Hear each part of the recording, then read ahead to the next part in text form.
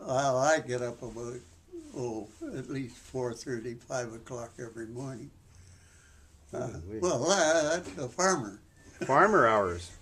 And I get the paper, and they two go out, and Bill and I, we go downstairs to my suite, and I'll dig out the crossword puzzle. Well, I'm not too hep on crosswords, but I get a try at it, and then the next day I can see what happened. Wow. Food. What do you remember the 1920s? Well, not too much. I was born in 1920. 23. 1923. Yeah. So you were, well, you're 7 And years old. my mother died when I was 3, and I lived with my grandmother. We used to play for dances. He played the piano, and I played the violin. The violin. And Wow. we used to play for dances. Like a fiddle, you mean? Yeah. Well, yeah. Yeah. I had to quit that because one day, it was in the winter time, we were at Sunny Glen School where I went, and it was, oh God, it was cold. It was 40, 50 below. And so when I got into school, of course it was warm, and I took my violin out and I set it on a chair right close to me, and this one girl I knew, pretty hefty, she came along and sat on it and just smashed the violin all to ratchet. I would have killed her. Sat on it. Oh, sat on it, and she turned around. She didn't even see. She never looked. She just saw there was a chair there, and she turned around and sat. So just to go back now, you lived on the farm? Now that's pretty far out in the countryside, I imagine, was it? I was 14 miles from a town. 14 miles out into the prairies. In the prairies. So when you left there to come to Vancouver, that must have been a bit of a change. You came on the train? No. It wasn't all that much of a change to the extent that during the war I was all over the place. Coming to Vancouver? Well, I got married, and my wife, we moved down to our old shack that Dad and I had, and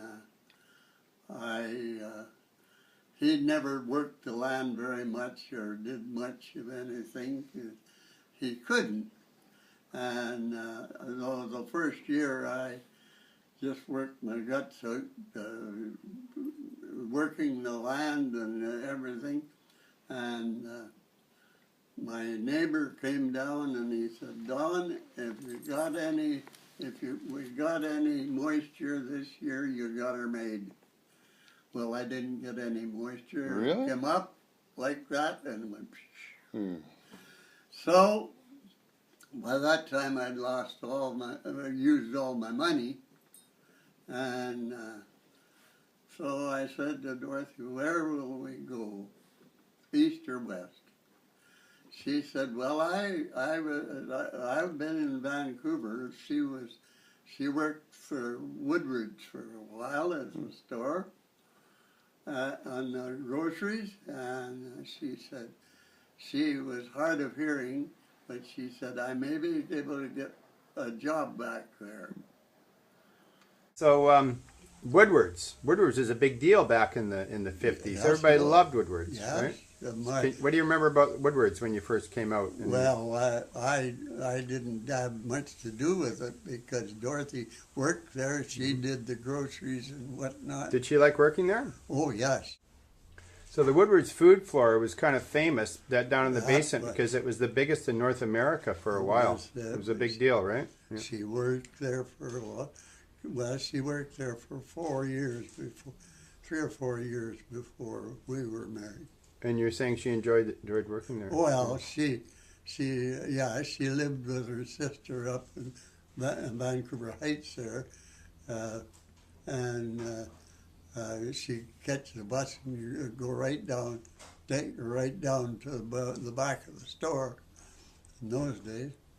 Down Powell Street. Yeah. Yeah.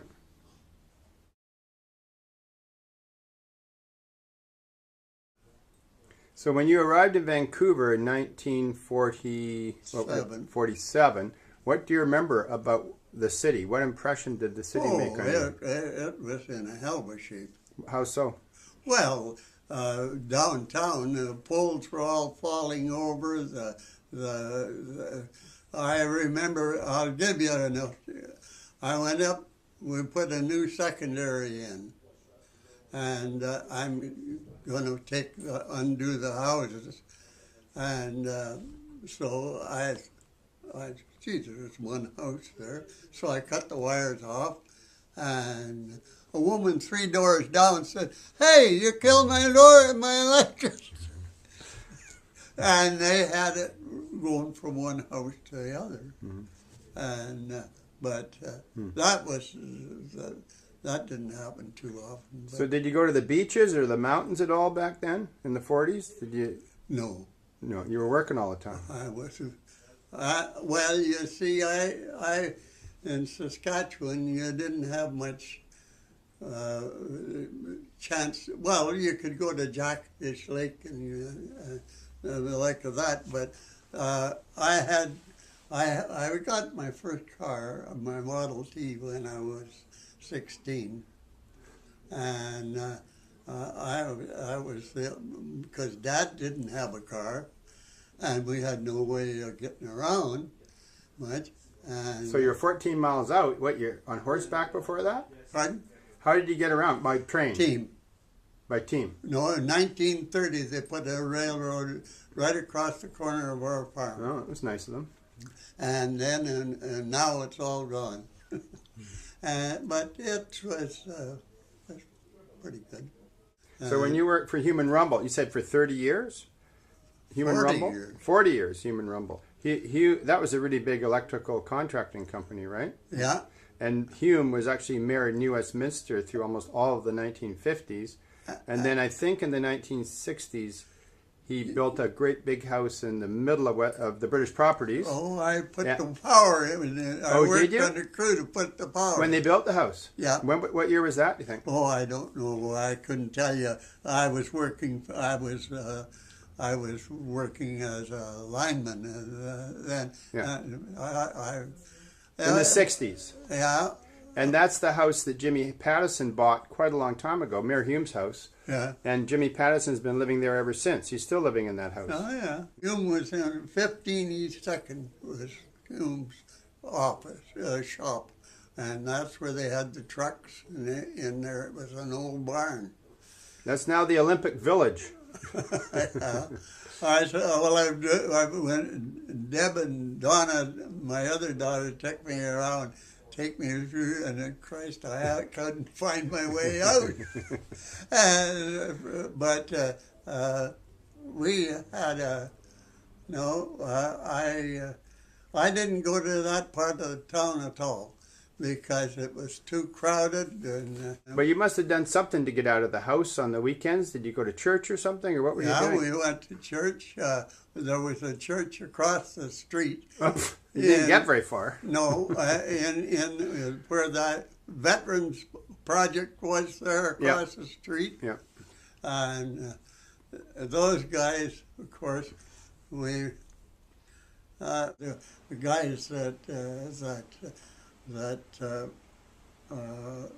were, as we called them, zombies.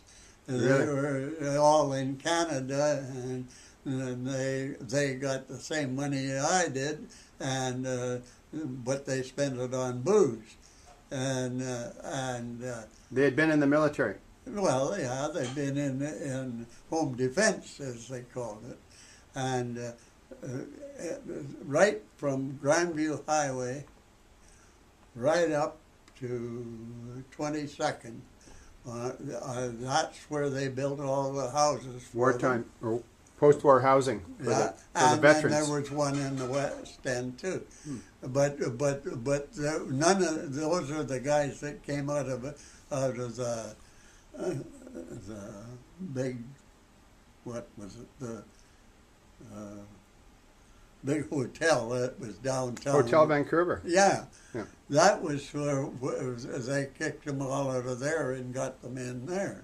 And they were in Homeland Security or Well, Homeland Defense? well, they weren't. There was nothing to defend. But they didn't want to go overseas. And when they moved them out, they tore down that big old Hotel Vancouver, right? Yeah. Right at Georgia and Granville. Yeah. Yeah. Yeah. My dad said that was the most beautiful building in Vancouver. Did you ever go in it? I never was in it. No. Did you ever go to the P&E in the old days? Oh, yes. So what was that like? What do you remember Well, about?